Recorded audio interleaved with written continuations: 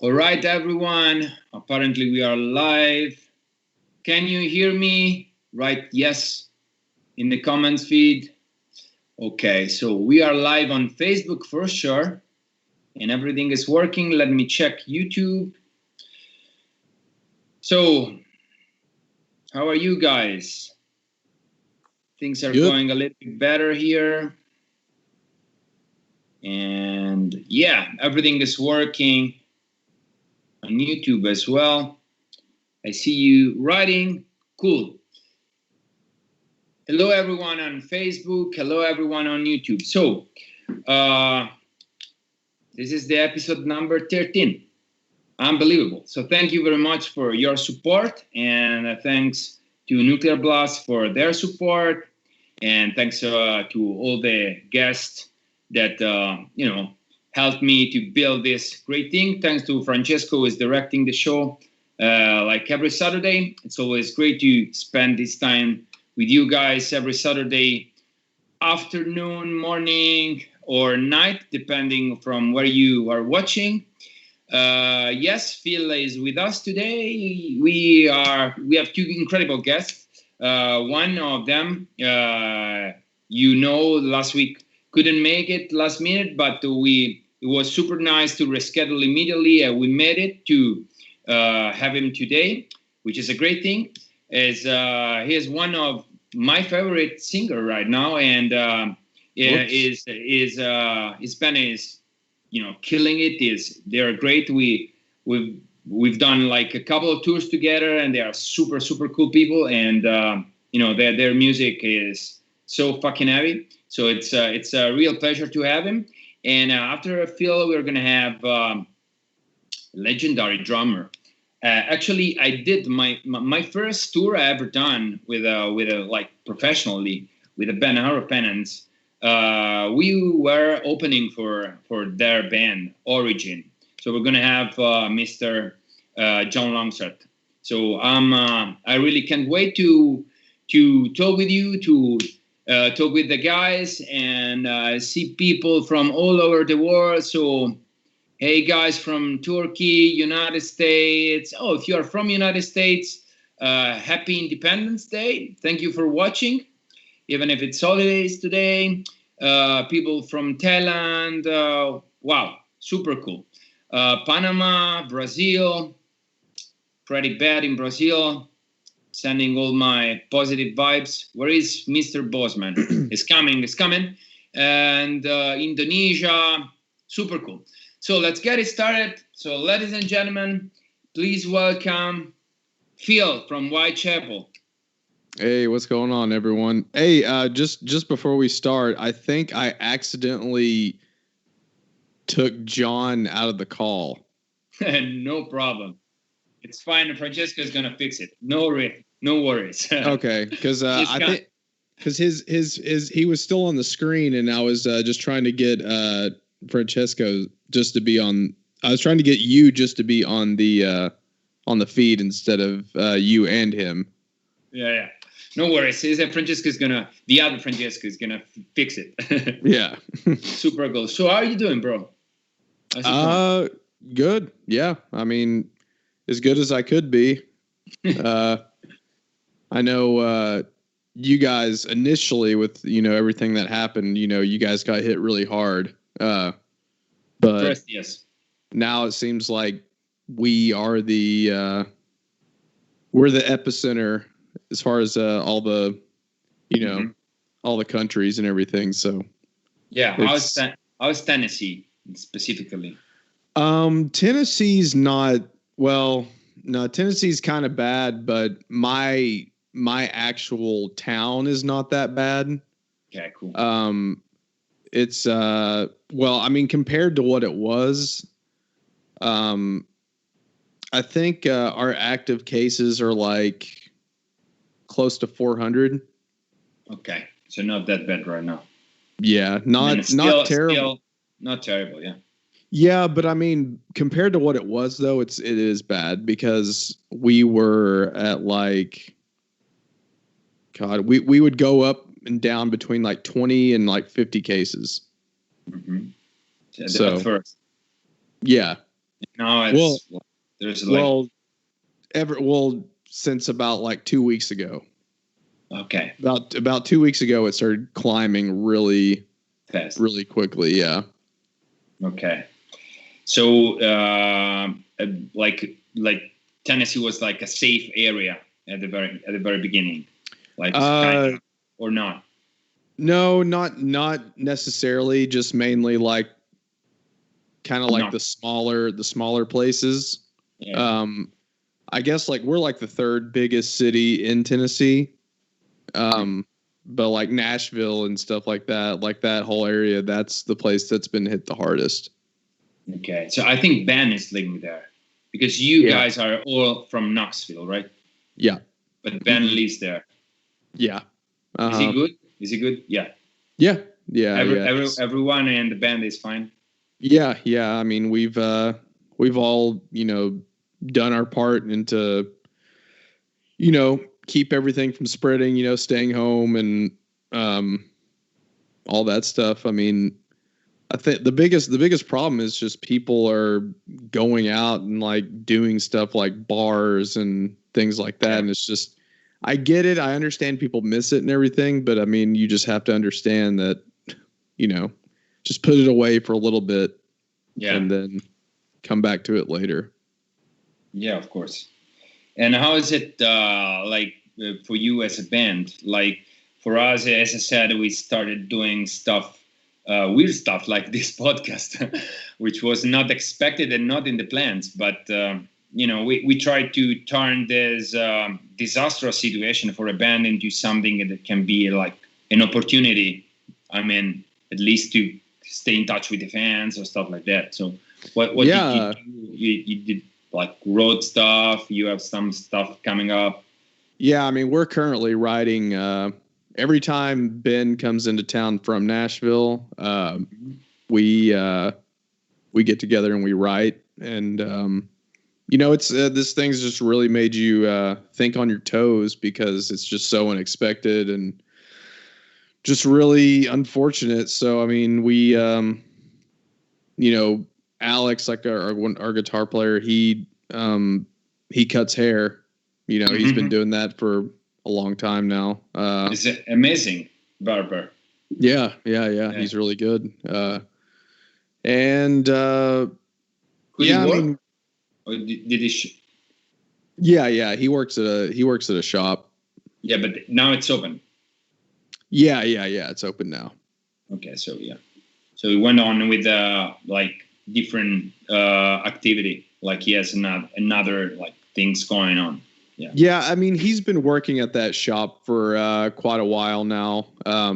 He just works there whenever he's home. Okay. So like he's got a really good thing going with that shop. They understand whenever he has to go on tour and everything. So that's cool. And what about the tours for you? You you postponed once already. Yeah. The only tour that we have, I guess rescheduled, confirmed again is a tour with Azalea Dying. I think it's supposed to be like in February or something. Mm-hmm. But who knows? Who knows if that's even going to happen? It's just all dependent on what happens with the world. So yeah, of course.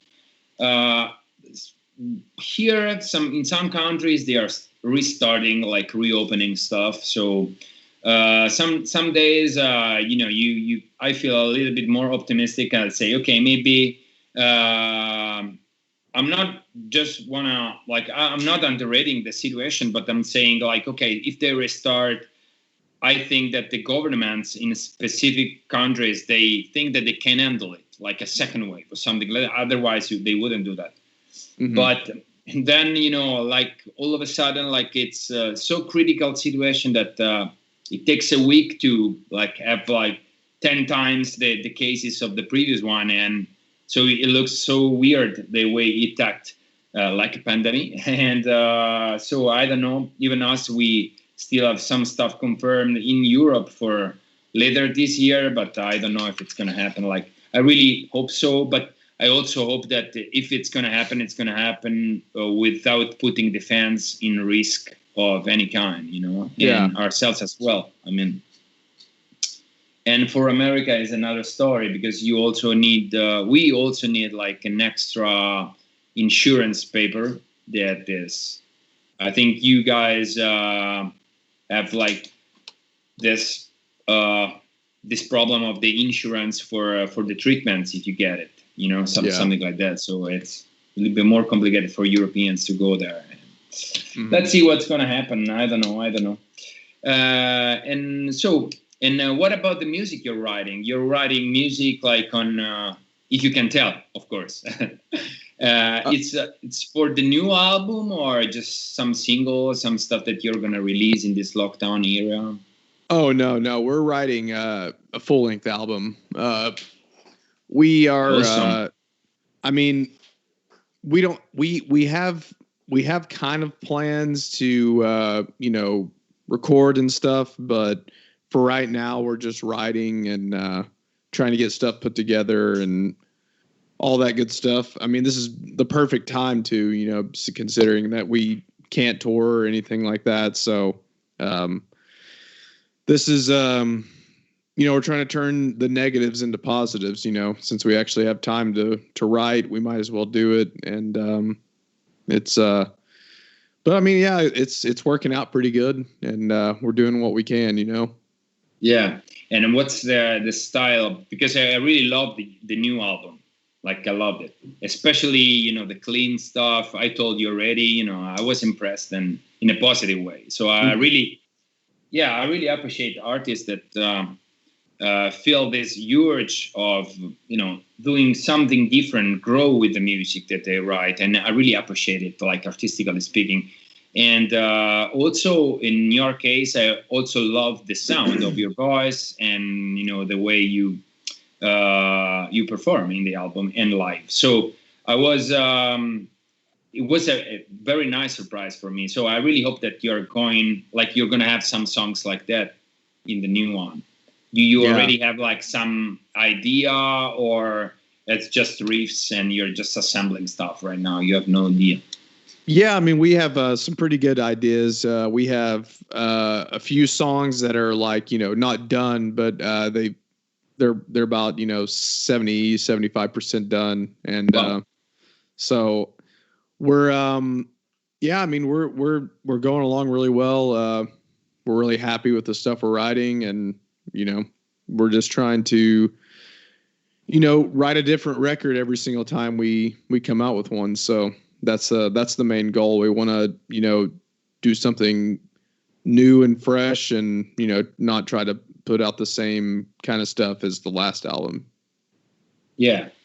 And that's of course I understand you perfectly. I feel you. But you when you came out with the first album, you kind of been one of these bands that changed the game with a new style completely, So how hard it is to explore new fields, renovate your music, and at the same time being such important, let's say, for a specific scene, You created some kind of like lines for tons of other bands that try to be like you, Yeah. And it's, I think, in some way you have this kind of feeling like you have to stick to the plan, something like that. How you feel, with this?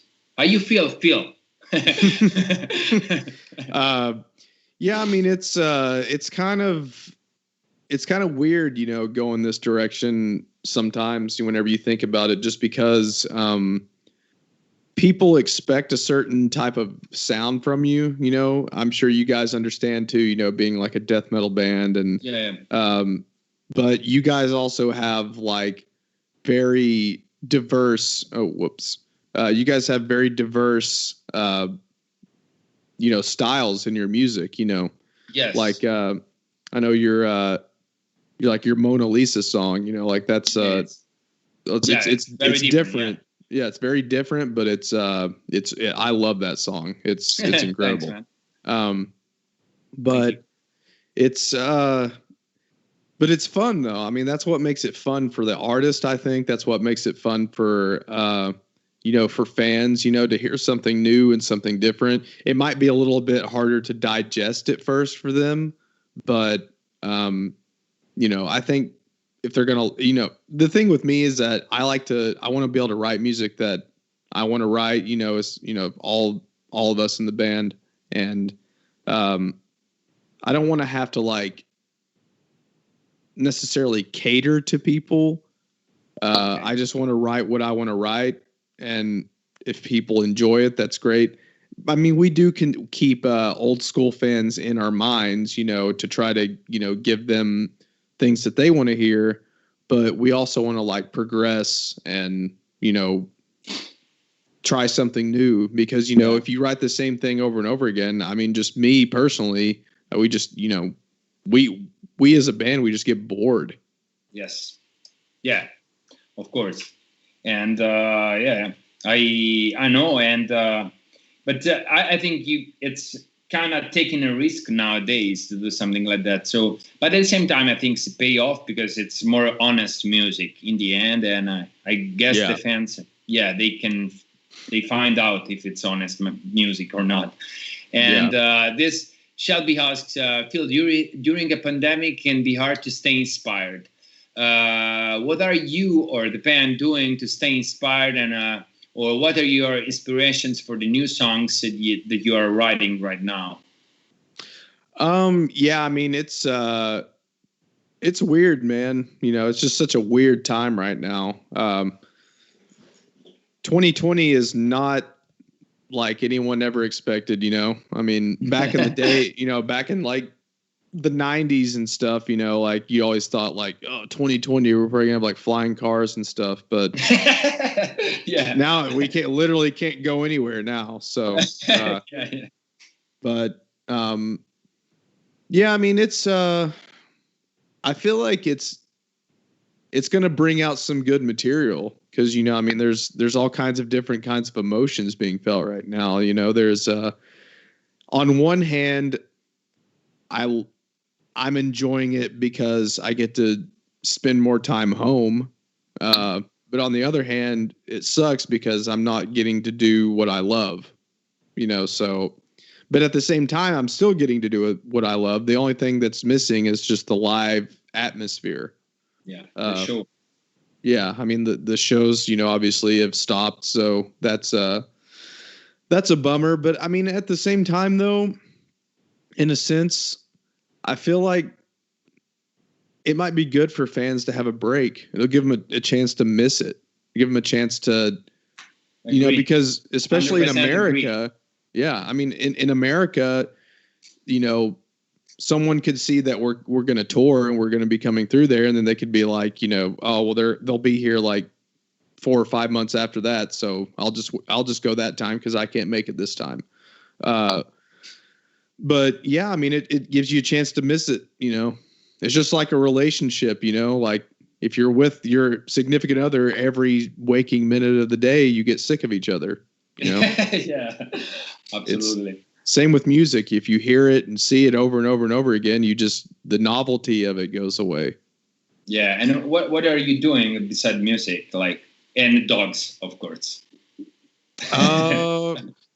Yeah, I mean, I'm just spending time with them, seeing people, close to me, in the family and all that. But it's given me a chance to, really have that amount of time with my dogs and stuff, because they're here for such a short time, so. Yeah. Unfortunately.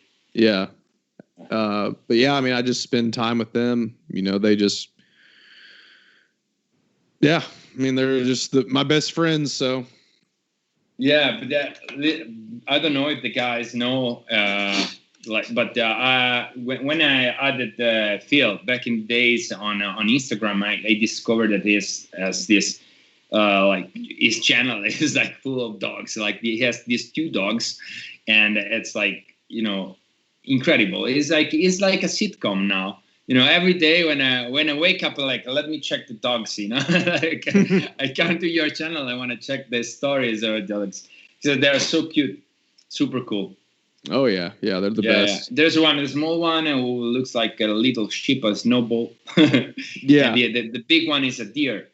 Yeah. And of course the small one is the one that calls all the shots. Is that a Maltese something? Yep. Cool. Yeah, and awesome. It comes from I think it's right below you guys. Malta. Yeah, from Malta. Yeah. Yes. So another question. Many bands are choosing to do some music about a very straightforward message about the pandemic and the quarantine. Are you doing the same or going in a different direction, or only taking advantage of the emotions that this pandemic is causing, I guess, something like that? Yeah, I've seen a lot of bands talking about this pandemic. They already released songs about this. And songs and stuff? Oh, no. I mean, I'm probably not going to talk about that. I kind of want to forget about this shit. I don't. Yeah. Imagine 5 years singing about this and remembering all this shit going on. No. I mean, it's, I guess as far as like death metal goes, like there's all kinds of songs about disease and, plagues and stuff like that. So, I mean, it's not really any new kind of material. So, I mean, to me, it's not really material that I want to put into music, really. It's just something I'm living through, and maybe in a different kind of way I could talk about it, but I don't want to just like address it, just like here it is, I don't want to do it like that. But no, I don't really have any plans to like lyrically have anything about it, or I guess we don't want to, recognize it as something, as like a part of our music or anything. Okay. Yeah, I really love the Valley lyrics. I think that is so personal and so deep sometimes that, it's and that this contrast, with the genre is perfect to me, because I'm always I love the artists that can find the balance between something which is so different. I think that nowadays, if an artist has really something to say,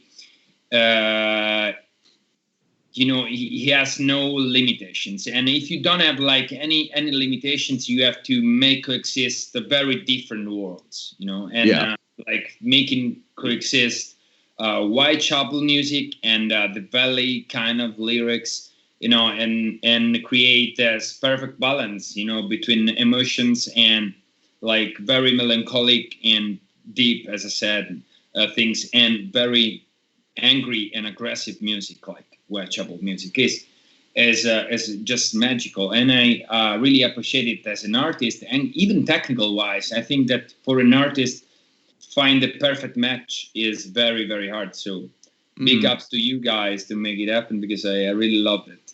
No, I appreciate it. Yeah, absolutely. And even in the live show, with the light show, you guys perform very well. You're amazing musicians, but also the mood, the charisma, the way you act on stage is just like a transcription of what you're doing in the album visually, which is another great thing, very inspiring to me. So I think that every time we tour with you guys, but this last time a couple of years ago, and this time I met you in Europe, I was like, what, this band has something more, it's like I felt like this, and I think it's this, the way you make coexist these two things, the very angry thing, and so in Italian is bravo.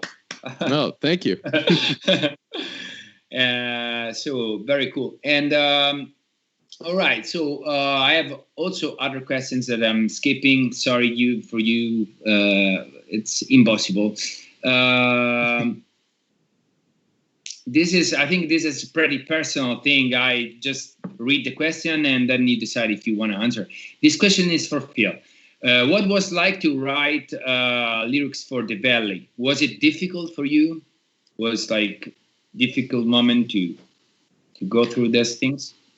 Not. I mean, it wasn't really difficult to write. It was just the most challenging thing was just remembering how things played out, because a lot of the stuff happened when I was younger, and it's like I know what happened and all that, but remembering it for how it happened was the more challenging part, because some of it was kind of a blur.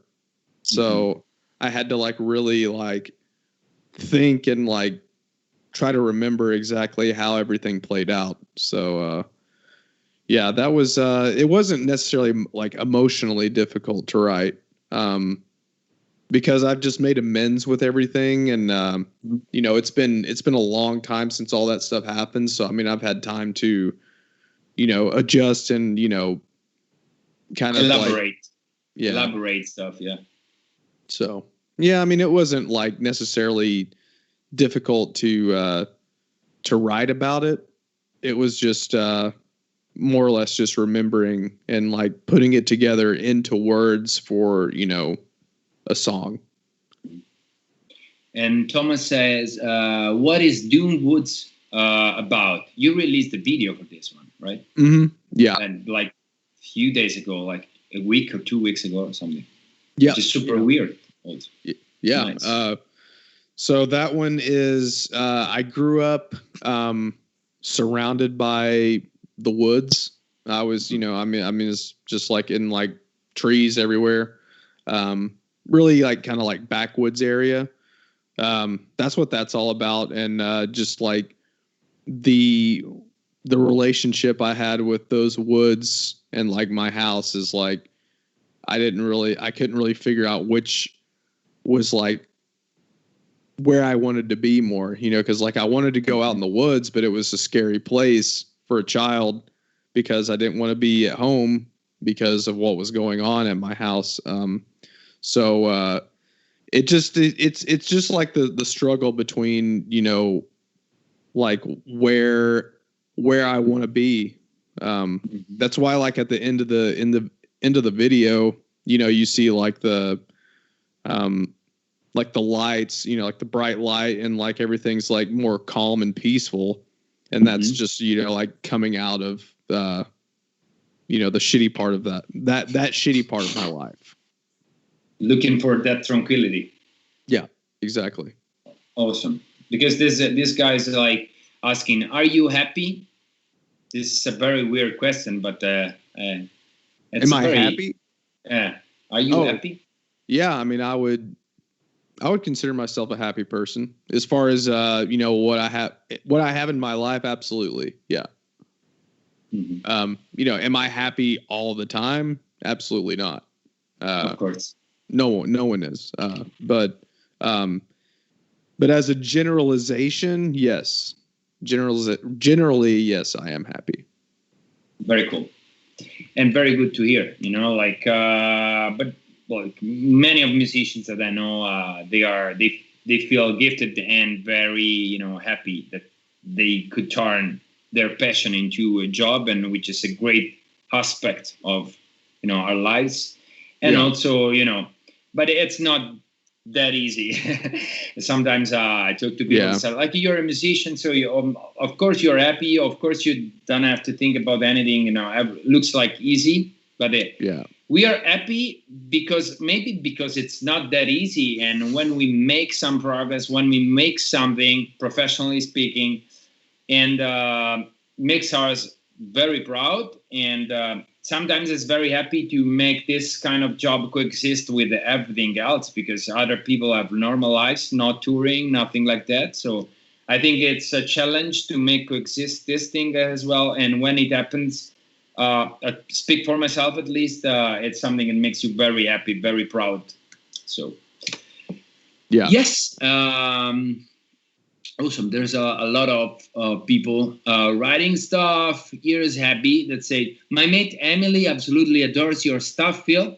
She's photographed you guys before and always sings your praises. Abby she's the girl behind the design. Did you like the caricature in the flyer? Have you seen the design? Oh yeah, those are really. And yeah. she does those. I mean, I would imagine she does those like in like a few days or something. She has It's to, not right? super quick. Like in a few hours, she give me like she always upload on her channel the time lapse of the drawing. Yeah, Just like fucking crazy. Yeah. And I think we have the time lapse of yours as well. So I usually do this promo because also part of this podcast thing is promoting the bands and the artists that collaborate with us, because it's all underground shit going on here, and it's important to mention this incredible artist, young artist. And Abby has a Patreon. So guys and girls, if you want your caricature or you want to support her, you can go on patreon.com/AbbyStabbyArt, and you can, give her a hand to go on in our incredible artistic endeavor. So let me go on. Are you guys going to add more acoustic songs to future albums? Ivory Creek is incredible. I mean, I guess that's not really a question that I can answer just yet. Would I like to do it? Yeah, absolutely. I mean, we as, metalheads, people think that, that's all we listen to, and that's definitely not the case.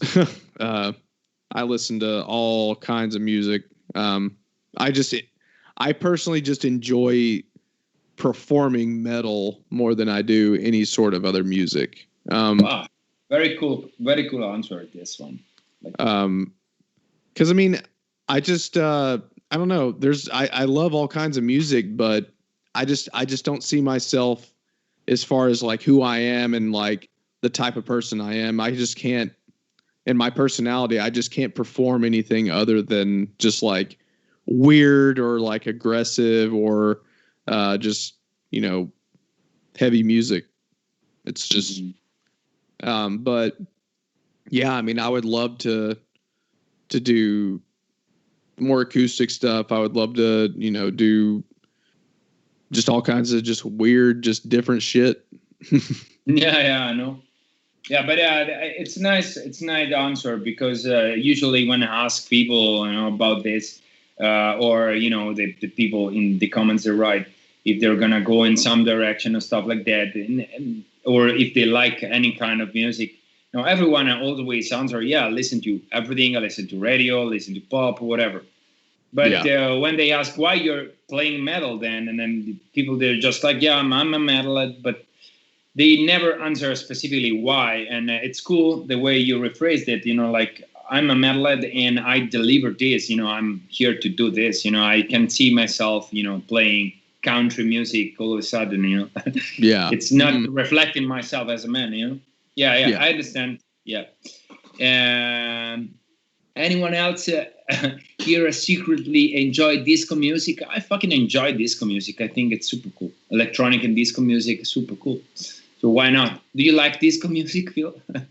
Disco? Yeah. Oh, I mean, I don't dislike it, but I'm not like listening to it. Like I'll hear it like on like a movie or something, and like it's just kind of to me it's just like just funny, just good time music. It's not like. It's not something I'm like, like jamming out and just, vibing to. Yeah, I know. And you got a visitor. Yeah, but what's the wow? We have another guest. Can you introduce her? That's Coco. Coco, and the other is Max.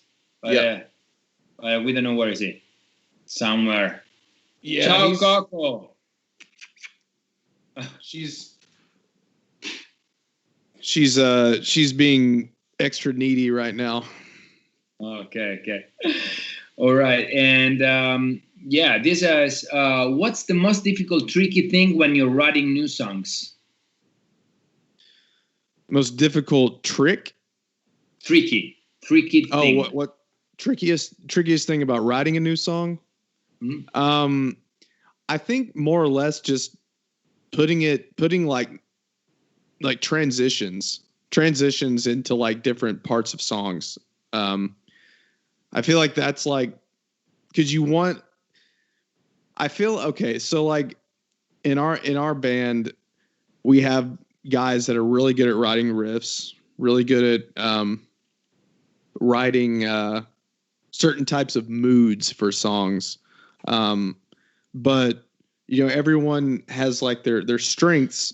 And I feel like one of mine is that I know how to transition riffs very well. I'm not trying to say like I'm not trying to like pat myself on the back or anything, but no, you can do it. It's fair. But like it's like a talent, secret talent. I just feel like when we write a lot, like I suggest like how to transition into a riff or transition into a different part. But it's not always the case. But I feel like I help out musically in that area of writing. But I think it's just coming up with like part to fit with something that someone's written. I don't know. Just piecing it all together. That's honestly the hardest thing to me. I think you have this sense of the song. That's what I call it. Like when you have like different parts and you have to make these parts coexist in the right way. And you just like if you know how it works better. There's not something written. It's something that you have like. Yeah, I think it's a talent. I mean, like.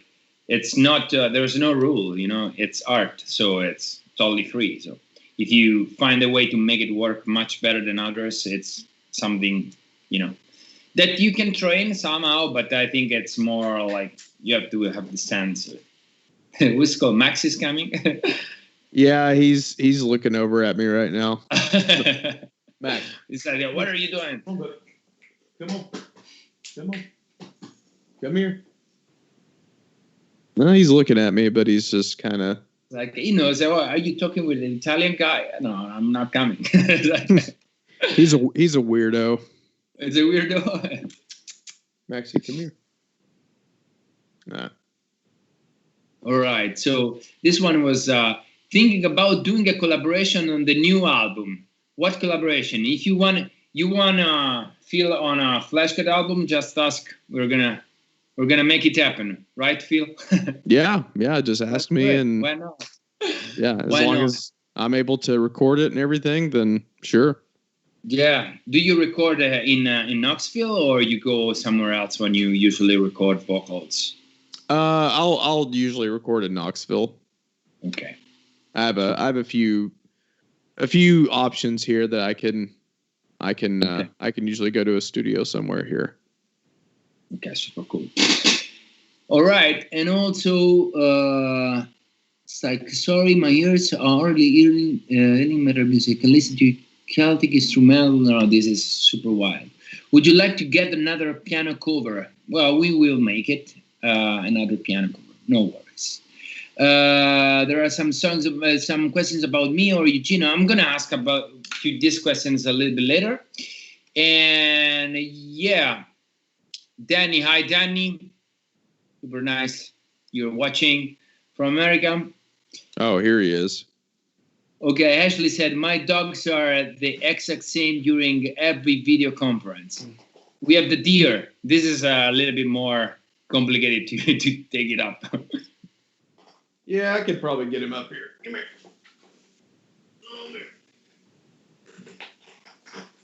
The big one. Ciao, Max. How are you? Ciao. Talking the mic. Yeah. Amazing. Hey, is it looking at me like a super weird experience for a dog, something like that? Super cute dog, Anya. Yeah. He's a weirdo. He's got a really awkward personality. Why? Why you say that? Because he's not like I don't know.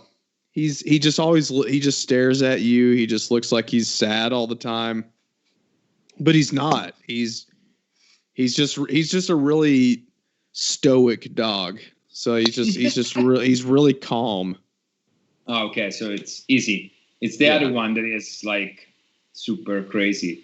Yeah, Coco. Well, he can be that way, but if he's inside and just hanging out, he's just going to be really, really calm. But outside, I mean, he loves to go explore and stuff. So super cool.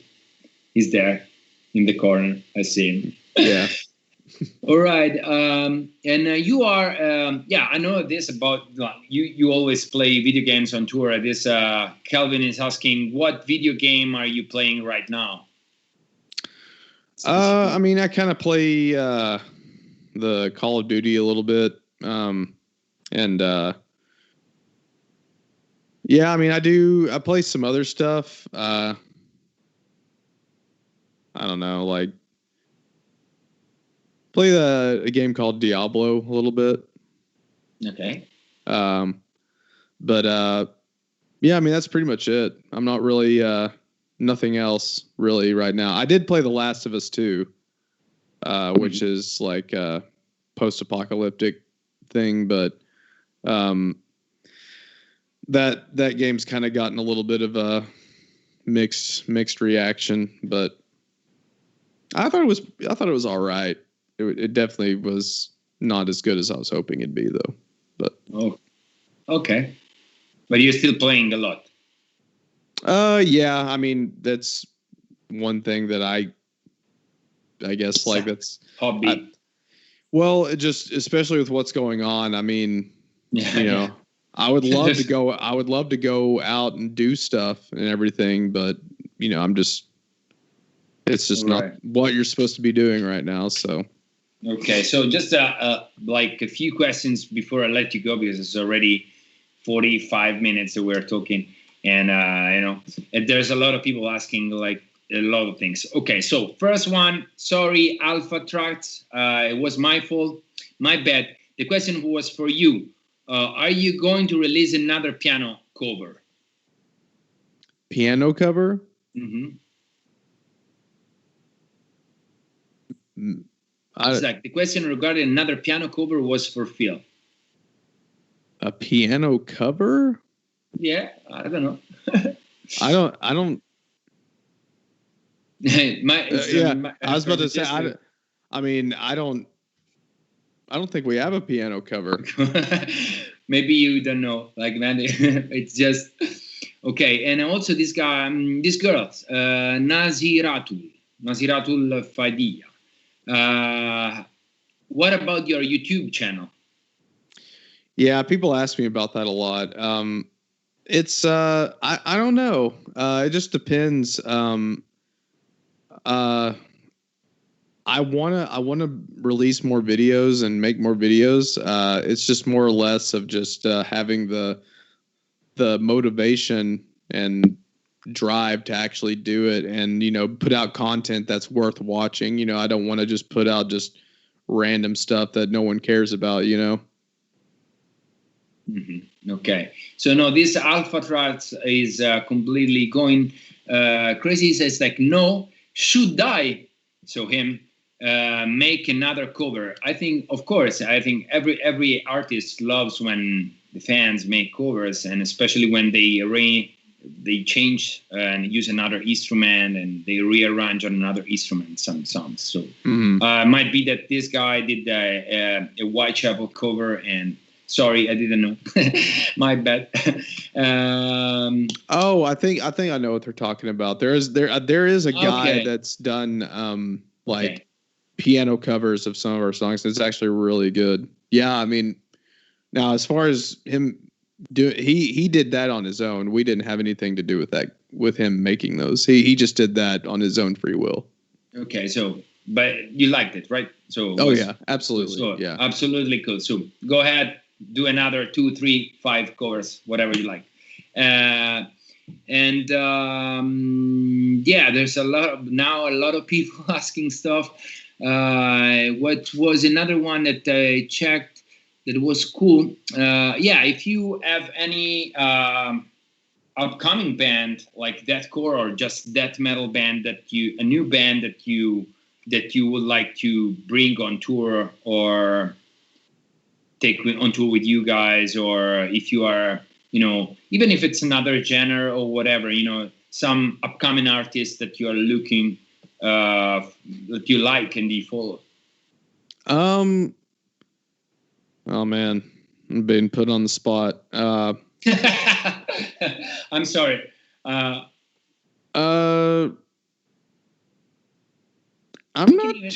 not too sure. I would have to like think about that for a second. Honestly, I'd have to go back and look and see, because I don't really like go searching for new music too much.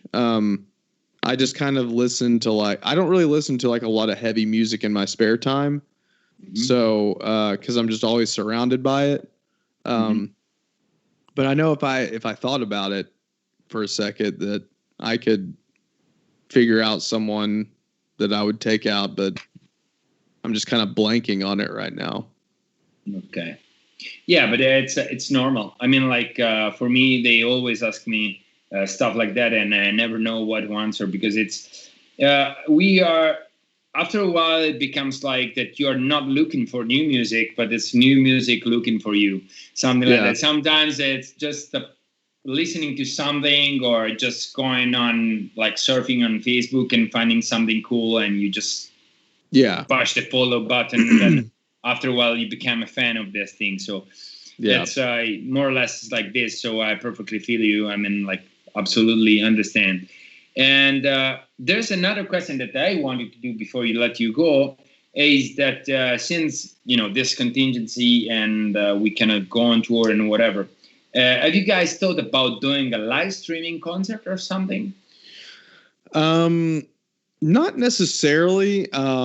I mean, well, yeah, a little bit. But I know Suicide Silence is doing that right now. So they're doing like a tour, like multiple shows. Yeah.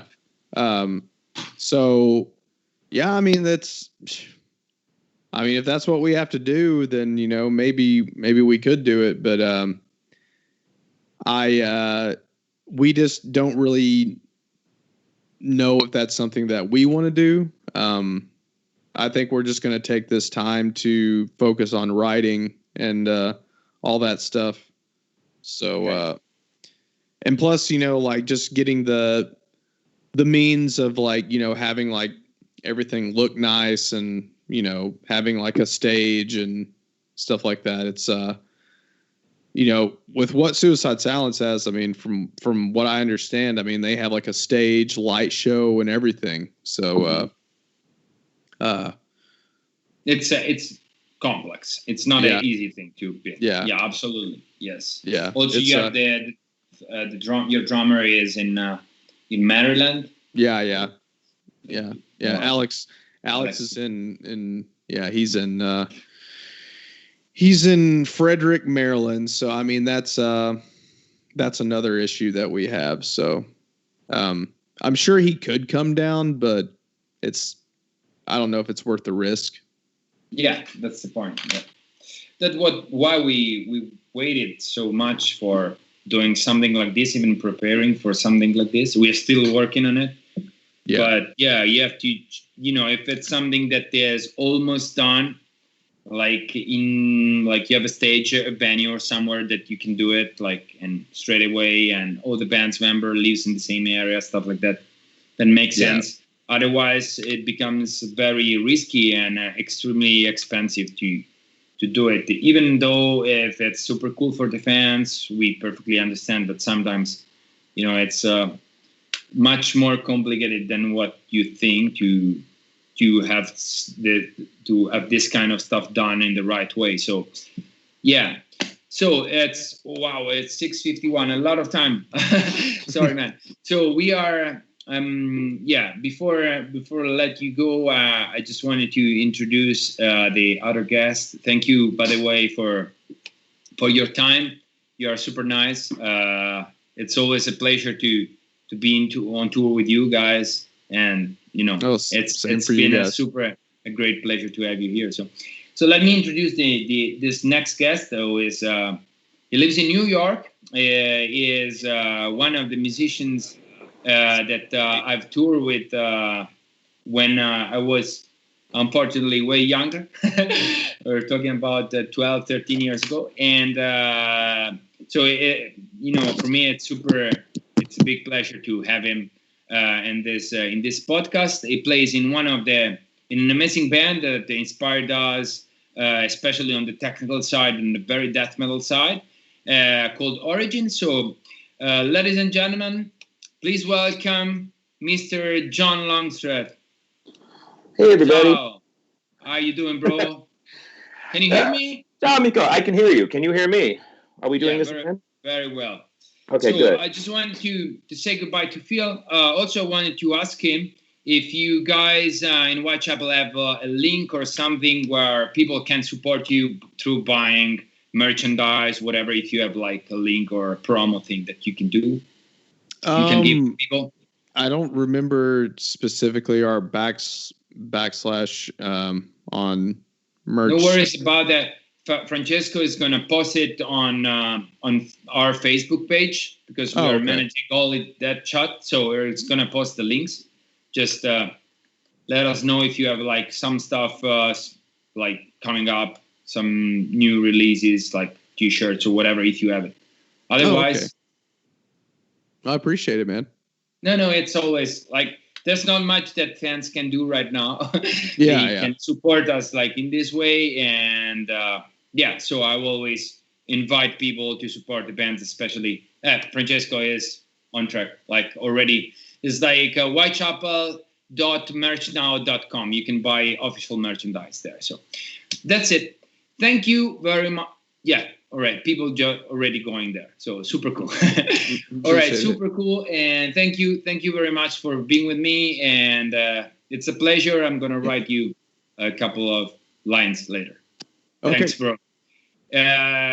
Like all the best to the guys, all the best to the dogs, your family. Take care, bro.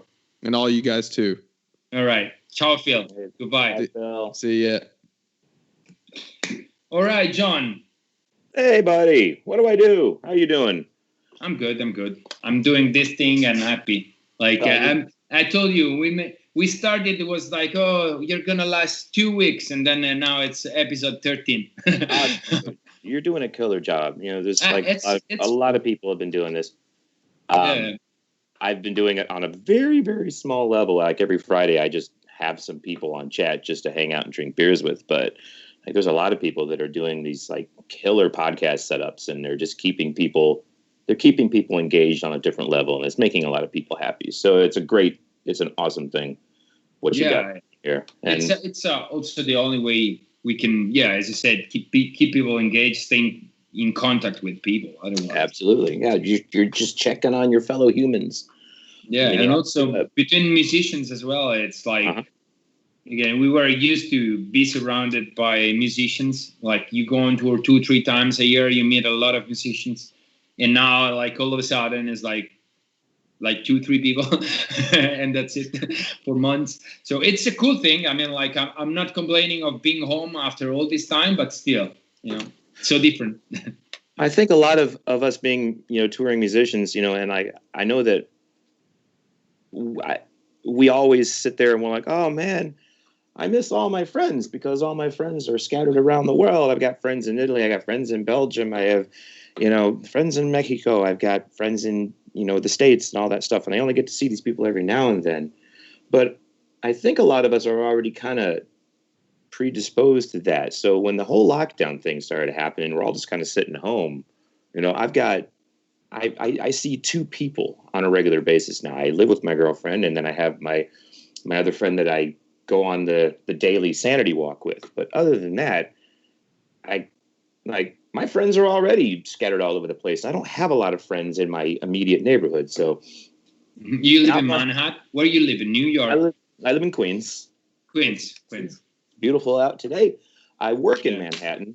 I've only recently started, going back to work on a very, very limited basis. I work in a music school, so wow. Now we do not get to have students in there until I don't know when, until phase 4. So I think that's going to be sometime in August. But we're hoping that we can have everything in shape by the time the next quarter starts, and by the time the fall quarter starts in September.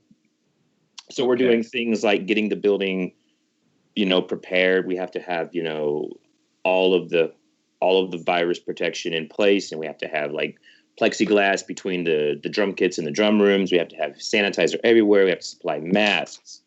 We have to take people's temperatures. So we're basically trying to get up to code on how to function and even when we do open, it's going to be on minimal occupancy. So instead of being able to have, 50 people, 60 people in that school, we might be able to have a dozen at the most, Wow.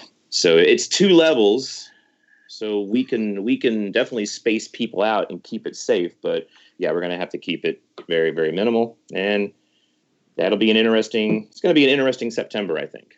So yeah, and what's do you have expectation that it's going to be like slowly reintroduced, like some kind of normality, even for this kind of schools or stuff like that, or you're gonna? For example, you are moving this kind of students to Skype lessons or stuff like that right now? Yeah, we do. Actually, what the school is called the Collective School of Music.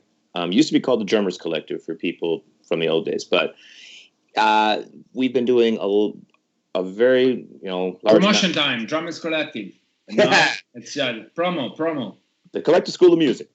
And Jaco Pastoris used to teach in there and all that. But yeah, somebody knows how to play the bass more or less. Yeah, we're convinced that his spirit lives in the piano there. Mm-hmm. But, we've been doing a lot of stuff on Zoom lately. So you can go to the website and you can buy lessons and all that stuff. I actually, Monday through Friday, I teach a 9 a.m. Hand technique class for free. So, again, promo, and wear a mask. But it's cool. I don't know what I predict about it. It's like I said, New York City was terrible for a while. It was very, very, very frightening, and it started to lift, and now it's getting a little out of hand. I think we just had 918 new cases today, which is like the most cases we've had since it dropped. So it's a little frightening. You have the perception that it's coming back somehow.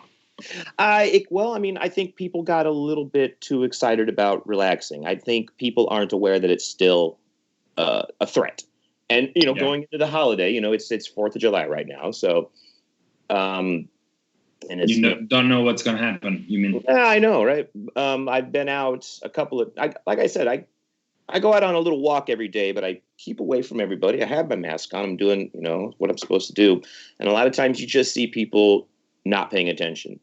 And, those are the kind of cases where you're like, but I hope, like the governor's working on it, I guess. And, they're not going to allow any big 4th of July celebrations here, I don't believe. So hopefully it will come back to some version of normal. And, we'll be able to tell around September, I think. A, because that's when the fall quarter starts. And B, that's when the flu season starts to hit. Like once it starts getting cold again and we don't have a vaccine in place, that'll be interesting. Yeah. What happens then? So. Yeah, even here is we're doing much better, but still, we are just already having updates and news that, in some areas it's restarting. I think they think that they can handle it a little bit more because they can lock down like certain areas because with these new procedures, they can find out if you have like a very bad zone, and you can kind of close that zone earlier than how they did at first, because especially the north of Italy, Milan, Bergamo, it was a disaster because at first they knew that something was happening, but they didn't have numbers to close everything. It was so they at first they underrated it a little bit, and then it explodes and exploded, and it was like one of the worst probably one of the worst area in the whole Europe. Now, even there, it's much better, of course. But yes, as you said, there is this perception that things are some kind of like it's over, or not over, but almost fixed. And but it's not. Yeah. It's so. And, our country, there's a massive divide here. They don't want us to take it seriously for some reason, and they didn't take it seriously. If you thought it wasn't taken seriously in Europe, it was not taken seriously in the United States, and it's still not being taken seriously in the United States. And I am not offended by the fact that Americans are being banned, are not being allowed to travel to Europe. We've been banned. We've been banned immediately. Like that's why we had canceled the Mexico thing. It's normal. The problem is that after all this death, and after what happened to Europe, first in China and then in Europe, it's impressive how how you guys and Brazilians, like I think it's a political problem, it's not like Americans in general, it's like the direction that politicians give, and yes, somehow this underrating the problem is it's not probably the smartest thing to do right now, especially because it requires a lot of time to be back in shape. But they are confident about this vaccine in October, November. I don't know if we can believe it or not.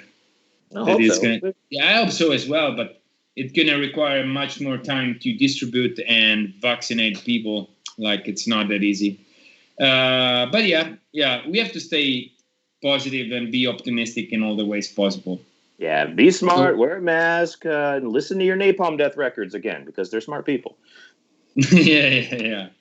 And also we have to, we can adopt somehow. It's very complicated as we live of entertainment, we live of touring music. We are touring musician, and we live of live music.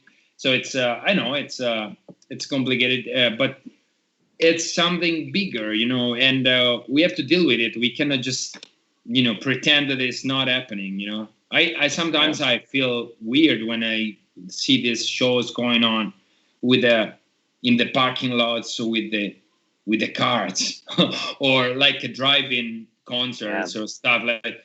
I feel like I somehow I admire these people because they put this kind of effort in building up something like that for the people. But I don't know if in the end it's something that really it makes sense to do it. I have no clue. Like, it's what do you think about this stuff? Like, do you think that it's fair for the fans to go to a show and be like limited to 100 people and stay like with the chairs, sit down, watching with everybody else like 2 meters away?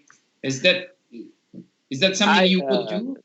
It was, I can comment because I actually went out. I checked it out. I went to a bar last night with a friend, and they had this outdoor seating. It's all 6 feet apart. Everybody's got a mask on outside. They're like, drink, mask back up and all that. And that lessens so much as the night goes on. You get there at 6 o'clock, you order a drink, you start hanging out, and you're doing the thing right. Hour and a half later, and you're a handful of beers in, and all of a sudden, everybody's hugging, everybody's together. So it is kind of unfair to try and do a show keeping everybody 6 feet apart, because it's just mean. It's kind of torture. I wouldn't want to do that. And even being, so many of us metalheads, we like to go to a concert, stand in the back against the wall or at the bar, and don't touch me. That's already kind of in place for a large portion of us. But I don't know. I really, I think, Phil really hit it on the head, where it's like, it's a great time to kind of give it a second, just give it a minute, give people time to recharge, people are going to be so excited about it when we're able to get back together, and bands are going to have so much new, interesting, ways of approaching everything. So as much as I want to be on stage playing music, at the same time, I can see a positive in like having like the pause pressed on my life. Yeah, guys, I'm at home. I'm sitting here. Oh, cool. So I'm learning all kinds of interesting ways that I'll be able to, step into the next version of my adult life. Yeah. So no, I wouldn't want to do a show. I would not want to do a live show until it's actually safe for everybody to be out and not have to be 6 feet apart, because no one's going to do that. It's very hard to decide. It's like when we are discussing about this tour happening in October for us, because we canceled the US tour and everything, and it's going to be like, we rescheduled this tour for 2 times. Now it's scheduled for early next year. But as Phil said, they have a tour in February, but we don't even know if it's going to happen, because again, it's not up to us if the clubs are closed and there's a risk and it's impossible. And also, we have the problem with the visa to come there. Like, yeah, it's a very, very interesting moment for us. It's going to be a while. That happens. Yeah, it's going to be a while. But when they discuss about this European tour, and there are countries that they are doing the shows right now, and they ask us, you have to, are you going to play? You want to play this, that, and these are the restrictions. This is going to happen.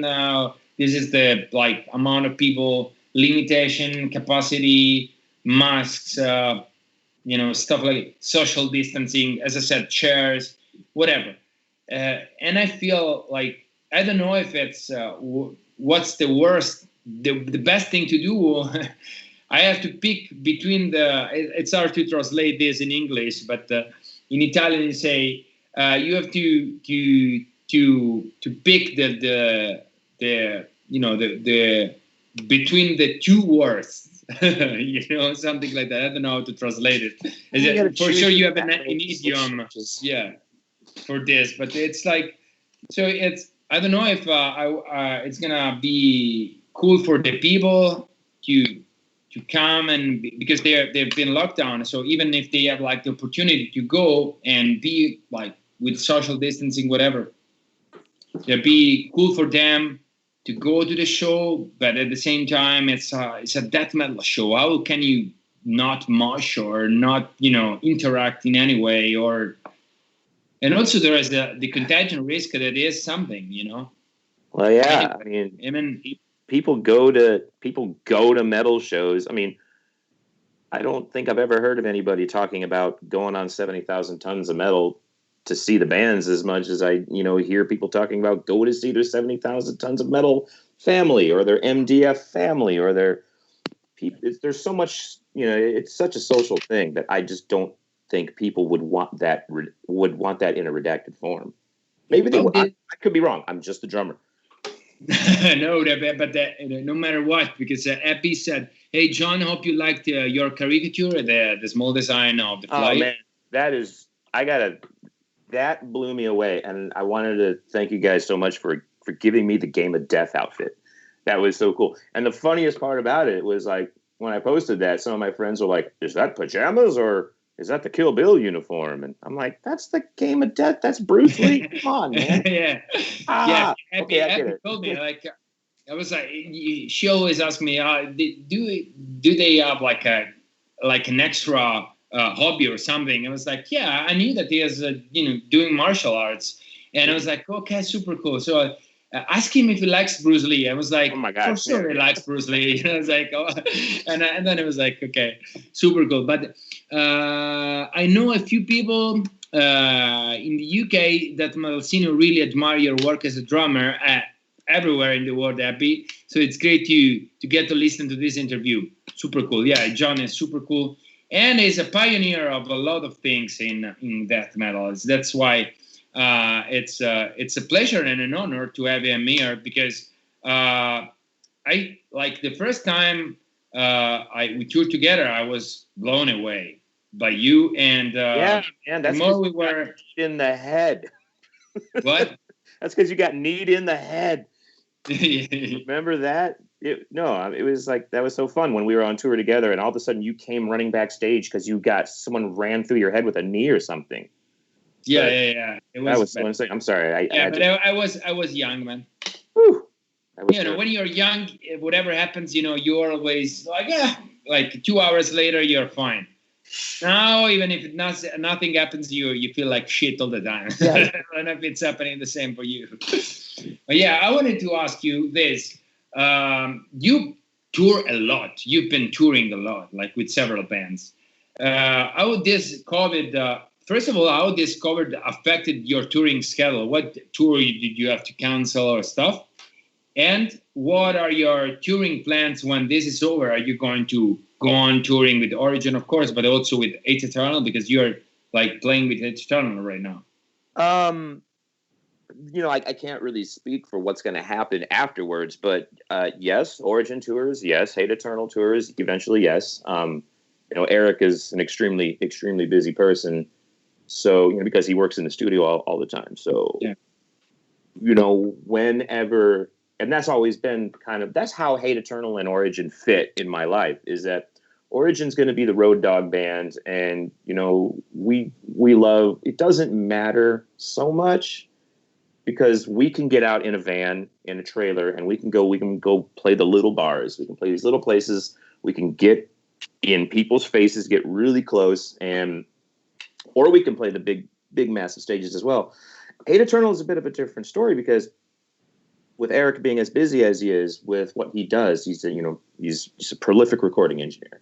And so when it comes down to Hate Eternal touring, it has to be a little more specific. He can't just leave this recording studio, behind, so it needs conditions. Exactly. With Hate Eternal, he has to be much more specific with how many tours he can do per year and what they are. So it limits Hate Eternal on how much the band can tour. So that means Hate Eternal is never going to interrupt with Origin. And that was that was the problem with Gorguts, was the Gorguts album got delayed. So when the Gorguts album came out, it came out alongside an Origin record called Omnipresent.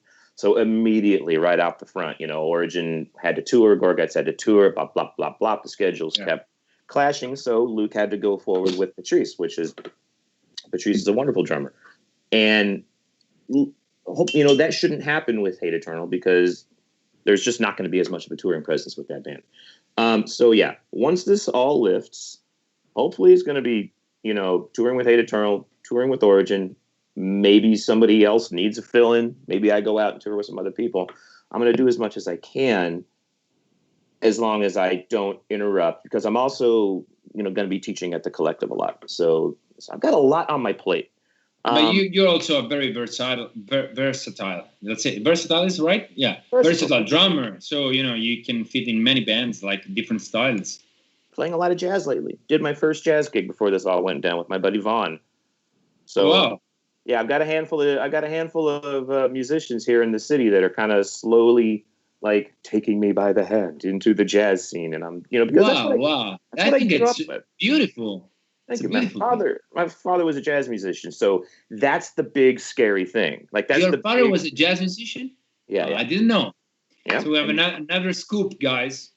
But that's the big scary thing in my life, is when are you going to do. It's so hard to approach jazz because that's what I grew up watching. My father was a jazz musician, and he was a great jazz musician. He was not the best jazz musician in the world, but as far as how I saw the world, he was, because that's where I first saw it. So in order to approach jazz and do it anywhere on the level that I see my father playing it, that's a big, scary thing. So luckily I have my friend Vaughn who's pulling me into that, and we're slowly working on that. Was your father playing drums as well, or piano? He was piano. Pianist. Yep. Wow.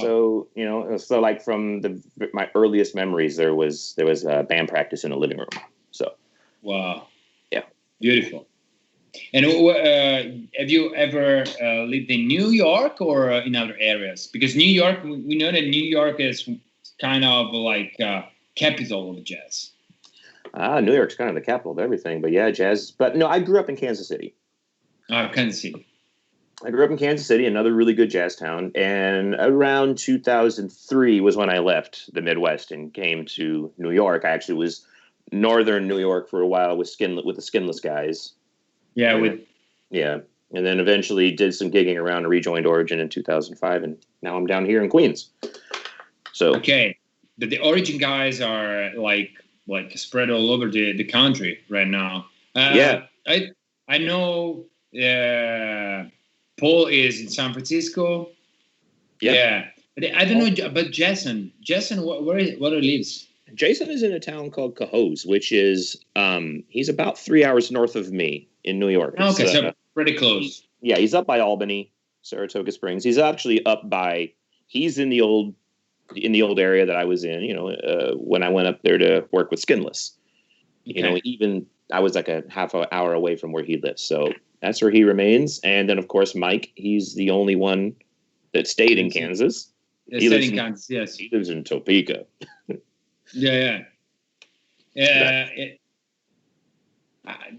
What you say that? It's not a cool place? Topeka is some heavy, heavy Kansas. That's all I can say, man. It is heavy Kansas. It's heavy out there. It's really cool. I love going out there because there's so many good memories. I'm not from Topeka. I started going to Topeka in 98 when I joined Origin. So that's my experience with Topeka. So there's a lot of great memories out there. There's a lot of great people out there that I love hanging out with.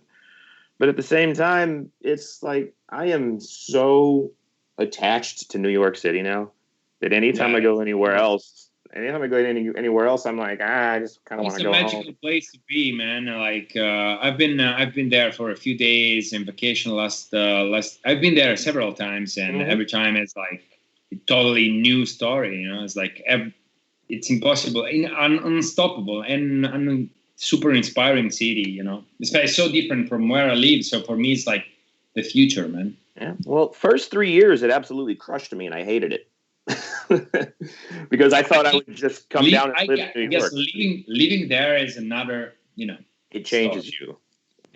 Absolutely. It twists you into something different, and I'm like waking up 4 years later, being like, "Oh my God, I'm a New Yorker now. This is really weird." But yeah.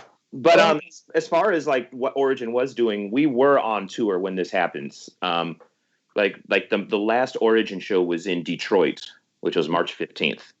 We started a tour. March 15th this year? That was the last show we did. It was in Detroit. We were one of the last bands out there. We started a tour 4 days previous with Beneath the Massacre and Defeated Sanity.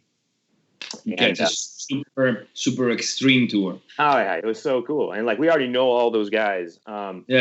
So we played Kansas City, St. Louis, Chicago, and Detroit, and like it was a little weird starting the tour, and we're in Chicago, and we're like, wow, things are really starting to go down, and by the morning of March the 15th in Detroit, management had been like, you guys go home, because at first we're like, we're going to stay out. We're strong. We're afraid to know something. And then we're starting to ask ourselves, are we being dickheads by pulling people out? Are we putting people in danger?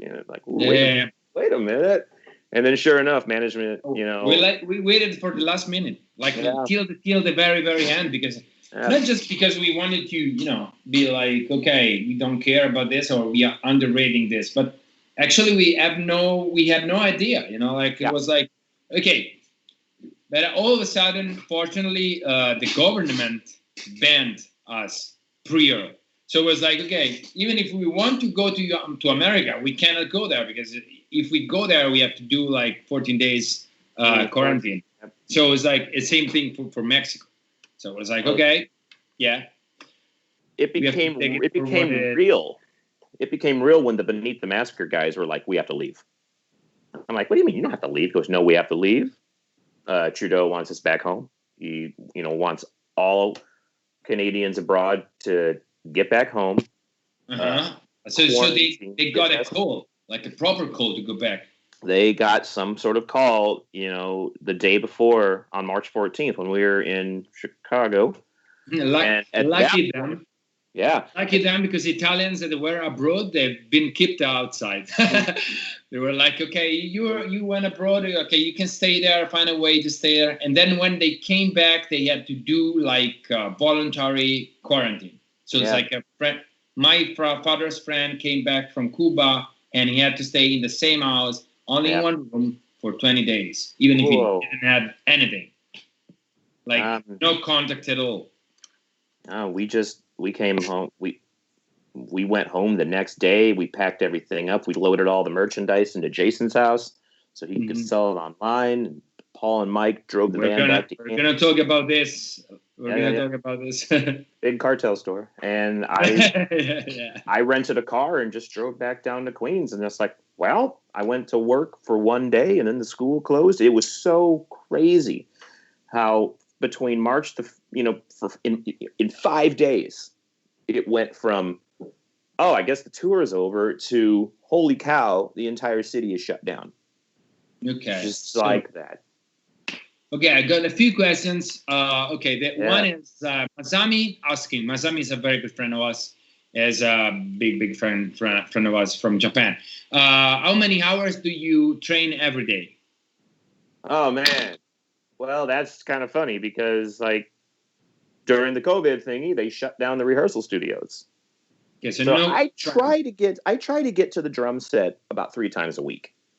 3 times a week, and it really depends on what's happening. Like, for instance, when I was, I didn't play blast beats or anything for like 2 weeks, 3 weeks when I was working on this this jazz gig that I was about to do. And even so, it depends on what I'm rehearsing. If am I preparing for a Hate Eternal tour? Am I preparing for an Origin tour? And I try to do something different because I've been playing blast beats for 30 years, 20 years. So go into the practice room and setting the click for 250 and just like, I know. It's not my daily routine anymore. Has to happen. It has to happen from time to time, but it's like now it's all about refinement and just trying to make it sound a little bit fresher every time I go out and do it. But yeah, I try to get to the drum kit about 3 times a day. I try and get to whatever martial arts school I'm in roughly twice a week. Okay. You can't. I physically was never able to do jiu-jitsu for more than 3 days a week. My body would just fall apart. Muay Thai is a bit of a different story, but yeah. So I try and have something training-wise between 4 and 5 days a week, with a weekend day in there. So this guy Steph is asking, because maybe I missed something, but maybe John know what happened to with Defeated Sanity in the U.S. Something happened, like for coming back, or? Oh, I know that I haven't really talked to him about it, but I know that Lille was stuck in. He was stuck in the Midwest for a while, trying to get a plane ticket home because Defeated Sanity. The bass player now lives in the States, so most of his band is in the States now. Lille still lives in Germany, but he basically had to sit, I think, for about maybe 2 weeks because the plane tickets were so expensive. Yeah. So he was like. I think he was struggling getting home, but I remember he did get home and he got home safe. So that's a lot of people for coming back. They needed the intervention of the embassies because it was like okay, you've been there. Okay, we don't know how to handle it here right now. Just please, hold on, something like that. I know it wasn't very professional for the governments, but at the same time. It was a fucking disaster. Also in Germany was bad. So I kind of understand why they did it. So maybe it was just like this. Thank you, Bram. Thank you very much. Cheers from Holland. Hi, guys. Stay well. This one is cool, but you already answered somehow. Like, what martial arts does John do and like? Well, I started with Taekwondo way back when I was a teenager, and then didn't do it for a long time. And then I Man, 2010 or so, I got into Brazilian Jiu-Jitsu, and that kind of took over my life for a while. That, and like I lost 40 pounds. I went into some competitions, and all this stuff, and I started listening to the Joe Rogan podcast. And, it was really a really bizarre kind of takeover. But once I got down to New York City, I kind of fell out of the jiu-jitsu thing. I struggled with it, but I did discover Muay Thai. And there's this wonderful Muay Thai school down the street from here that I can't wait to get back to. And I kind of segued into Muay Thai. And the real reason, I think, is the safety thing. The coolest thing about Brazilian Jiu-Jitsu is that you can come closest to a real fight safely in jiu-jitsu training, as long as your training partner is okay with it. You guys can go to battle, and that is really fun. You really test yourself, you really test your partner. But man, if your wrist folds the wrong way, it can go so quickly. And especially for me, I'm 44. That's not true. I just want to reassure you, as it said it's 44, but it looks like 25 still. I'm 22 years old. Yeah. But as much nobody believes you, man. That's fine. That's cool. Yeah, it's of course it's not true. Of course. People don't have to believe me. Look at him. Could you tell that he is 44? No. Yeah. You look. 44 is just a number, man. You can see it in here. I'm not 44 years old. I'm a level 44. That's what I am. Okay. But no, I found out that like the whole Muay Thai thing was just going to be safer because I'm a beginner, so I'm not going to be full on, sparring with people. So I've got some time to just kick bags and hit mitts and just do all the push-ups and do all the sit-ups and just treat it as getting in shape. I don't need to learn how to transition from half guard into an omoplata right now because A, I'm not going to use that on the street, and B, it's just a little too dangerous at this point. And yeah, I've talked to a lot of musicians that have done jiu-jitsu and had to leave just because it's just a little too dangerous. I didn't like segueing out of training 2 weeks ahead of tour. So that's my martial arts thing in a nutshell. You see, he looks 35 at the best. So. Oh, that's sweet. Thank you. I'm right. So this guy also asked before a question to you. I think this is connected to the thing that you were talking about jazz thing and your father heritage in jazz genre. Has he ever tried or thought about learning some very obscure instruments, like maybe the recorder or something weird? Contorted brass instrument, for example. The recorder, huh? If I was gonna play a woodwind or something like that, I think the bassoon is really kind of cool. Bassoon, yeah. The bassoon is really weird sounding, but I don't know. I have experimented with guitar. It's the closest thing to the kick drum. That's why. Is it the closest? I've experimented with the guitar, and it works because as a drummer, you got this motion down. This is a straw, by the way. So it kind of works, but picking a little bit. So, it's like playing the ride cymbal kind of turns into a picking hand. So I can kind of sit there and play real dummy death metal and dummy black metal, but I don't have really much of a will to explore other instruments. I'm content with being a drummer, and I'm content with getting better at being a drummer so I can teach people. So that's kind of like the long goal, the retirement goal is somewhere along the lines I turned into a full-time music teacher, I guess. It's a great thing to hear. Yeah, especially it's very, very cool to see the joy, the passion.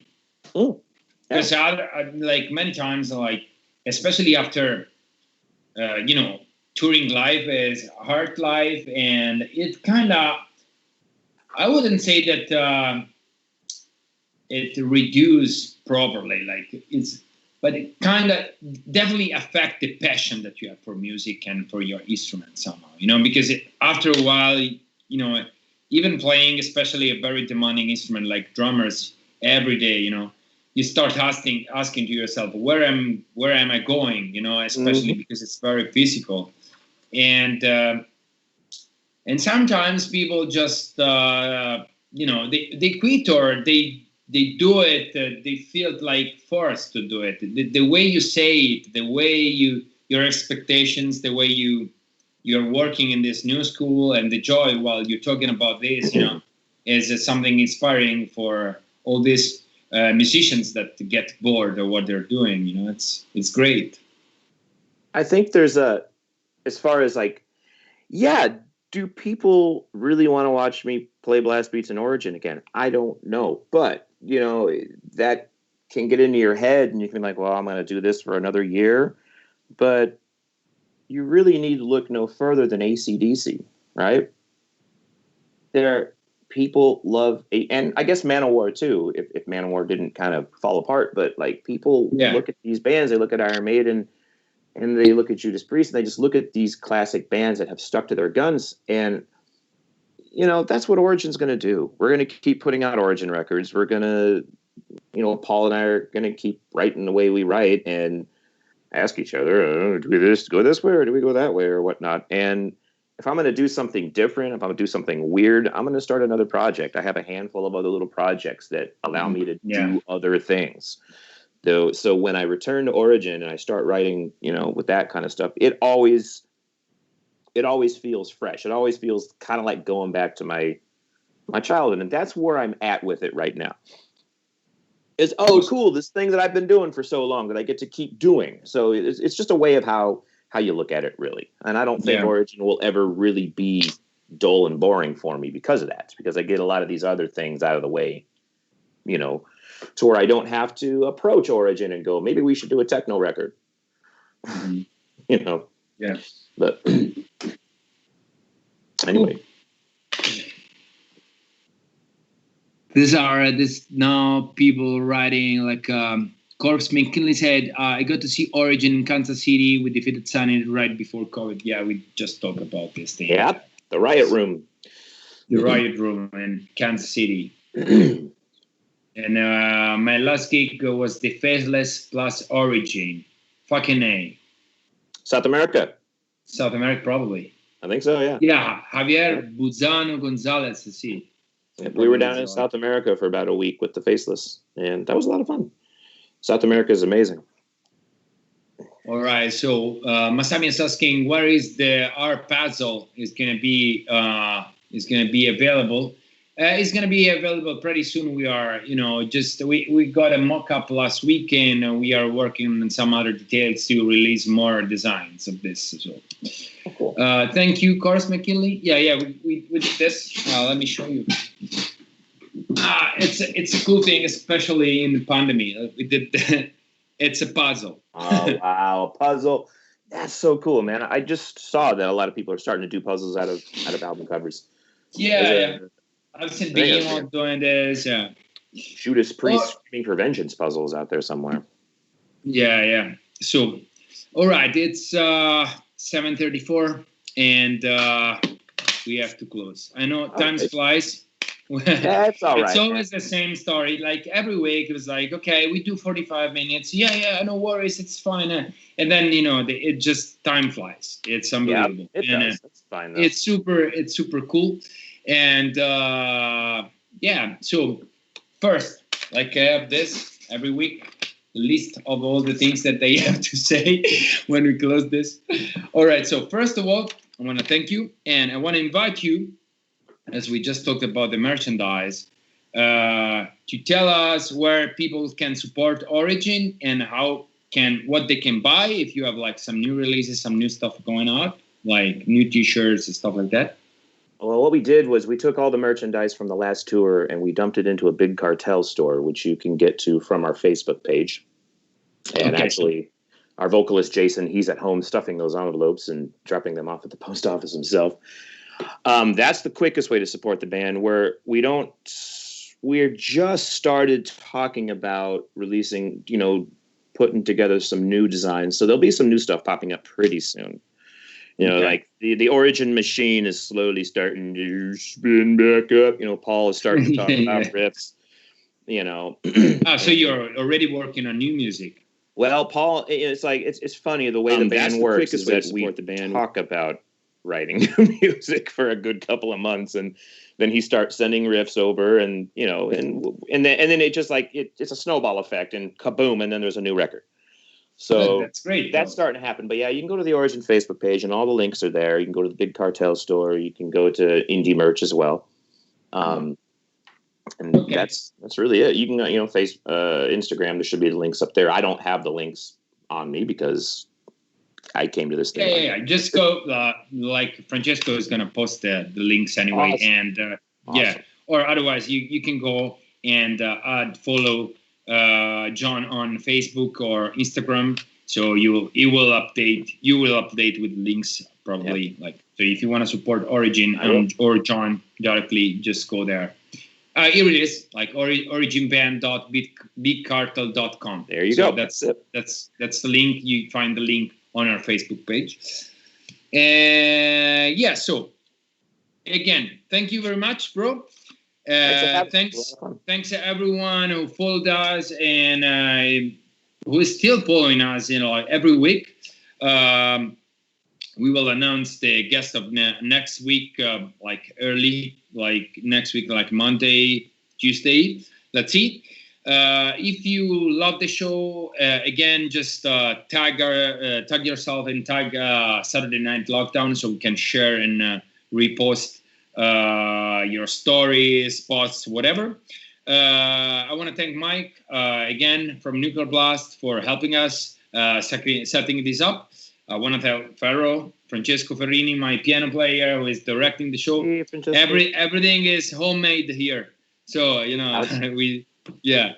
And if you like the show and you want to support us, you can go to shop.fleshgodapocalypse.com and you can purchase some new items there, buy music, whatever.